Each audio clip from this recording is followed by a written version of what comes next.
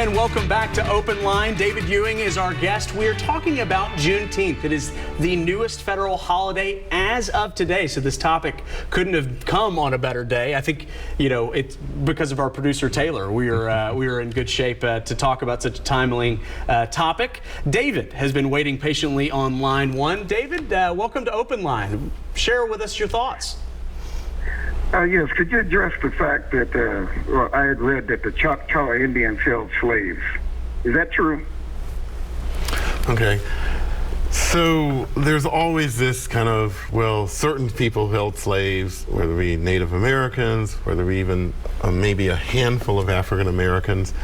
I don't know any particular, I'm sure there were just very few and far between instances where someone might have owned a slave. Interestingly enough, in the African American community, you see some census records from that era of freed people, and they list somebody else in the household that was a slave.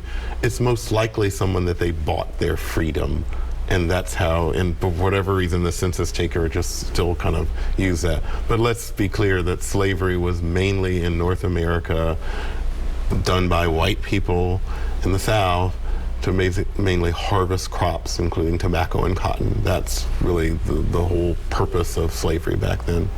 Absolutely, absolutely. So I'm curious, kind of as we move forward, what do you think a Juneteenth celebration will look like in a few years once it becomes more of a widely known aspect in our society? I think it should be inclusive. I think it should be reflective, but it also should be a celebration.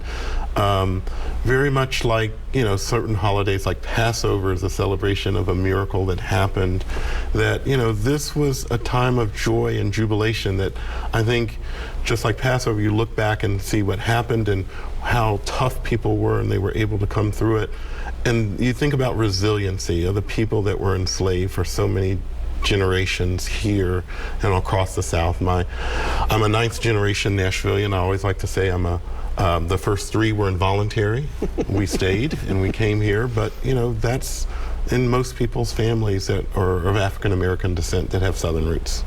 Absolutely, and it seems to me a great opportunity, and kind of the theme a little bit of our conversation tonight, as I think the Juneteenth, and obviously it's becoming more mainstream for everyone else. But you were talking about that you've known about Juneteenth for quite some time, and was it something necessarily specifically celebrated in your family, or no? I just always heard of it was a Texas holiday, and the people down there just kind of kept the band. It's a fascinating story, but they celebrated it down in Texas, but we just didn't really hear much about it here.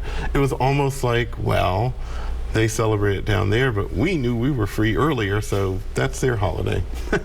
Absolutely, absolutely. So I guess kind of the question that I was getting to with that it seems to me there would be a great opportunity, especially for African American families, of this holiday to be a good chance to be able to kind of, share with multiple generations some of the family stories and some of the history if they know it. Yeah, the great Alex Haley was from West Tennessee. He taught African Americans that they can trace their genealogy through court records and also through oral history. A lot of the African American history is oral history and just gets passed down, and so it's really important to talk to older members of your family and find that out. And also there's more resources online that you can get. It's interesting, the Civil War obviously ended at the same time, but there are all sorts of stories about people finding out. One of my favorite stories involves someone white from Mississippi, that they were selling dry goods down in Mississippi, and they would sell them to certain people and they would charge like twice as much as they were worth. And then the same person in his memoir said, he was a teenager at the time, a group of white people, and he was white, came to him and said, I want to buy your whole wagon. And they just thought they'd hit the lottery. Man, you want to buy a whole wagon? And it's like, well, how much is that? How much is that? We want it all. And so they paid in Confederate money. But what this guy didn't know, the Civil War had just ended a couple of days before. Wow. And the Confederate money was worthless. Sure, and it's now kind of become a phrase of, I'll just pay you in Confederate money, kind of but I think that also highlights just a fascinating perspective perspective that, unless you really sit down and think, we're used to our cell phones these days and getting push alerts and text messages and calls. And the fact, just the very existence of Juneteenth is the fact that it took months after the war's end for word to travel all the way down to Texas. I think that's just fascinating to think about in this day we live in.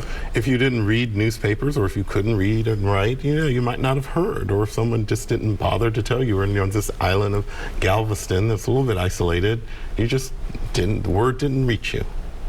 Absolutely. It would also just be so fascinating to know what the original people there in Galveston would think now that 136 years later, this has now become the newest federal holiday for the United States. But the real credit goes to the African American community of Galveston for keeping this memory alive and this holiday, celebrating themselves. We wouldn't have Juneteenth today if it weren't for the people that for decades and decades celebrated that holiday they were very proud of. And just like the Tulsa massacre that we talked about earlier, that had been out of the news until the 100th anniversary. So there were a lot of smart people that have just heard about. It's like, well, I didn't hear about that. Why did people, that's what they tell me all the time. I've never heard of this before. So it's through their hard work and just celebrating this holiday that now we all get to celebrate this holiday. I think that's a great jumping off point to something we can take advantage of, the fact that we have a great Nashville historian with us today of, because I'll throw myself in that category of I had maybe heard, it mentioned the Tulsa race massacre, but I definitely didn't learn about it in schools, which I think is kind of the big point as we've reached the 100th anniversary. Are there other events that, you think maybe that has flown under the radar that should be thought of, in African American history? Well, we have a day here in Nashville, Jubilee Day, which I think is in October at Fisk University. It's when the school was started and everything, and it celebrates the Jubilee Singers and everything like that. The interesting thing about the Jubilee Singers who are being honored tonight at the National African American History Museum, Music Museum, they saved black music that would have been lost in the kind of modern world. They took these same Negro spirituals, as they were called, that were sung in the fields and in the cabins of the South, and took them to stages in New York and England and all across the world.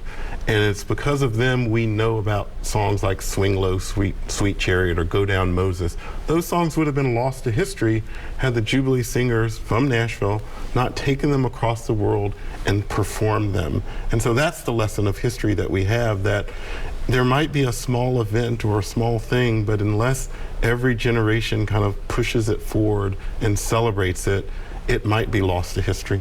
And what a tradition of excellence that the Fisk Jubilee Singers have, and to see them finally, long overdue, to win a Grammy and being recognized the way they are, that has been such a joy of 2021 for sure. Absolutely. Absolutely. So, with that, I guess, do you think we'll see, you mentioned, that there are some certain emancipation celebrations where there were parades and that kind of thing. Do you think we could see a comeback of that tied in with Juneteenth? Now that we have Juneteenth, no. It's like January 1st, it's New Year's Day, people are doing another kind of celebration. But if you really want to celebrate, kind of people being free, Juneteenth is now the new day.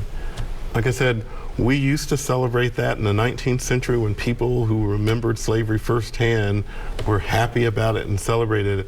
You don't find much, you find mentions of it, but not like parades and gatherings of hundreds or thousands of people as we once did here, even in Nashville. But Juneteenth will be introduced to future generations, and that's a good thing. Absolutely. We have Barbara on line 1. Barbara, welcome to OpenLine. Hello. Hi there. Hi. I have a question concerning the Fisk Jubilee Singers. Can you tell me, is part of the reason we're called Music City having to do with the Fisk Jubilee Singers accreditation for coming from Fisk, Nashville, Tennessee? I have heard that mentioned before, so I'm interested in the answer, David. Okay, very popular expressions like, how did we become Music City? So 150 years ago, when the Fisk Jubilee Singers traveled from city to city, state to state, and country to country, they were known as the Fisk Jubilee Singers. And there were a lot of knockoff groups to the Fisk Jubilee Singers because they were so popular. There was a group called, the Tennessee Students, the Nashville Jubilee Singers, and all these groups kind of had a similar sounding name. But what they were trading on is their notoriety nationwide. The Fisk Jubilee Singers, they performed at the White House a couple times in the 19th century. Of course, they performed in front of Queen Elizabeth. I think the story that the caller is referencing is incorrectly, and the head of the Jubilee Singers will say this too, that people incorrectly say that Queen Victoria, after she heard the Fisk Jubilee Singers, said, "You are from the Music City." There's no documentation that she said that, but she was obviously very impressed with this group from Nashville, Tennessee, and because of and she had her portrait artists paint their portrait life-size, and it's at Jubilee Hall today. The students raised over $200,000 in their first tour to help build Jubilee Hall. But this was Nashville's first big export worldwide, the Fisk Jubilee Singers. And everyone knew that they were from Nashville, and music in Nashville and singing became synonymous because they were rock stars back then. This was a big deal group. Everyone wanted to see them, and like I said, there were so many knockoff groups. So I do give credit for the Fisk Jubilee Singers for Nashville's brand as Music City. Some people will argue about the Opry and things like that, but that was much later. But no, we were put on the map as a city. For a lot of people probably couldn't tell you much about Nashville in the 1870s, but that group of students, those Fisk Jubilee Singers. Fisk is the oldest university in Athens of the South, older than Vanderbilt. Vanderbilt didn't start till 1873. And so when you think of music and their contribution, these students traveled the world in the first troupe of the Jubilee Singers. And sadly, because they were away from college so often, none of them graduated. Really? They saved the university, they kept the doors open, but since they were spending most of their time out of the classroom, they didn't graduate. Wow. Just later gave them an honorary degree. Wow, that is a fast. I didn't know that. It struck me. I was actually out at Fisk for when the funeral procession for State Senator Thelma Harper came through Nashville, and that was such a fantastic tribute to her life. But just the traditions and it's such an intimate campus because of the number of students too. So I was struck by how many students stopped and professors stopped out of their day to send a final salute to State Senator Thelma Harper that day, and that's not something you would see at a large university, just by nature of the contrast. So it's certainly an incredible tradition there at Fisk. Sure. Absolutely. To get back to Juneteenth, I feel like just the timing of when President Biden signed that bill today. Does it feel like maybe next year will be the big federal kickoff, since we'll have a lot more lead time for preparations and how people will spend the day? And holidays are all about tradition. St. Patrick's Day and Columbus Day used to have parades, and they still do in cities like New York and Chicago. And so it'll be interesting to see community by community what types of Juneteenth traditions there are. It's also helpful that it's during the summer, so maybe it's kid-driven, school-driven, and it could be a learning lesson, who knows? But it's so new and so interesting. Look at Nashville. Nashville's one of the earliest cities to celebrate Dr. Martin Luther King's birthday with a march before the federal holiday. And it's one of the days of the year that everybody comes together. Bone McAllister has a breakfast in the morning. There's the famous march from Jefferson Street Missionary Baptist Church to Tennessee State University. There are other events during the day. So I hope that Juneteenth becomes a time where people of all races can come together and kind of find common ground. Absolutely, and I'm curious, in your perfect world, what would be the Juneteenth that you would design for Nashville? Like I said, it would be more educational, and it would be something involving, almost like Barack Obama did the Day of Service. That, you know, maybe it's a day of service, maybe it's a day of reflection, maybe it's a day of going to African American cemeteries and finding slave graves, or teaching more about this horrible time in American history so we could put it into context. Absolutely. And then I would be curious, as we move forward, what do you think will be, you know, and I guess it's hard to predict, but, you know, for generations from now, for kids that are just now kind of, you know, getting to an age where they start to remember things, it's kind of interesting to think, you know, that they may not remember a world before Juneteenth, but, you know, I guess it's hard to predict what the traditions will be, but, you know, what do you envision that looking like? Well, like I said, it's literally in the middle of the year, which is kind of, that could be good or bad. Probably good because people are out of school, and it's nicely sandwiched in between Memorial Day and the 4th of July. So maybe, you know, 4th of July has fireworks, you know, Thanksgiving has turkey. I'm not sure what the Juneteenth kind of thing would be, but, you know, I'm sure there are a lot of communities, churches, civic organizations that are trying to decide, you know, what their Juneteenth celebration. In cities, you mentioned Clarksville earlier, that hadn't celebrated Juneteenth in the past, and they're now, okay, we're going to celebrate Juneteenth, and this is what it's going to look at. And it's going to be more than speeches by politicians. Absolutely. We will have much more with David Ewing after this break. Stay with us.